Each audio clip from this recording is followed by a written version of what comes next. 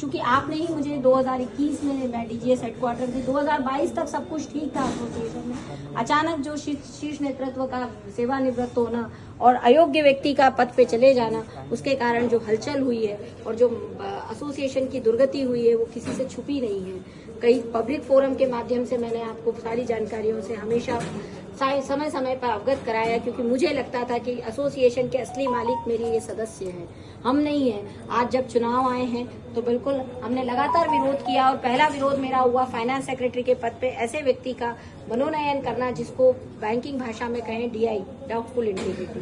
21 लाख रुपए महीना आता है सर, 26 तारीख को आप ही लोगों के सैलरी से डिडक्ट होके। हम उस पैसे के ट्रस्टी हैं। अगर उस पैसे की हम तिजोरी की चाबी किसी ऐसे व्यक्ति को दे जो ईमानदार ना हो, तो ऐसे का मैंने पहला विरोध किया। मैंने रजिस्ट्रार ट्रेड यूनियन किया, उस विरोध को दर्ज कराया। मैंने खाते पे होल्ड लगवाया, 1.5 महीना एसोसिएशन का खाता सीज रहा। मैनेजमेंट ने मुझसे कहा कि आप कोर्ट चले जाइए। हमने कहा नहीं, हम कोर्ट नहीं जाएंगे। कोर्ट में कोई भी मामला पेंडिंग होता है हम उसको मेंबर्स के साथ चुनाव में जाएंगे। जनता जनादेश जिसको जनादेश देगी हम उसकी बात रखेंगे। हमने ऐसी लड़ाइयाँ कई लड़ी है। हमने ऐसी लड़ाइयाँ लड़ते लड़ते पूरे 11 महीने मैंने लड़ाइयाँ लड़ी है। विभिन्न चिट्ठियाँ दी है महासचिव महोदय को हो, चाहे रजिस्ट्रार ट्रेड यूनियन को हो, क्योंकि मुझे लगता था कि सदस्यों के हितों के लिए संगठन बचना चाहिए।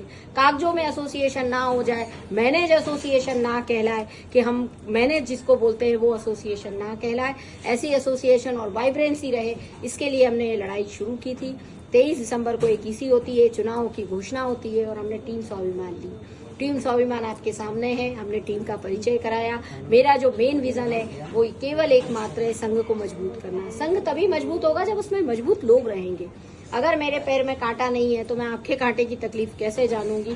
इसलिए मैंने ये कांटे में काम करने वाले लोग अपने बीच में लाए हैं कि जब ये किसी भी स्तर पे अपने मैंने बात रखें तो इनको पकड़ रहे सब्जेक्ट की, अपने विचारों की, अपने समझ के साथ। जरूरी नहीं है कि सामने की कुर्सी पे बैठा वाला उधर वाला आदमी हमेशा गलत है, हम या इधर वाला सही है, लेकिन हम बैलेंस बात कर पाए, हम अपनी सच्चाई के साथ बात कर पाए, हम मुद्दों को रख पाए, समझ के साथ रख पाए। और जब समझ के साथ मुद्दे साथियों रखे जाते हैं, क्योंकि मैंने तो इस फोरम को बड़ा खूबसूरती से एंजॉय किया।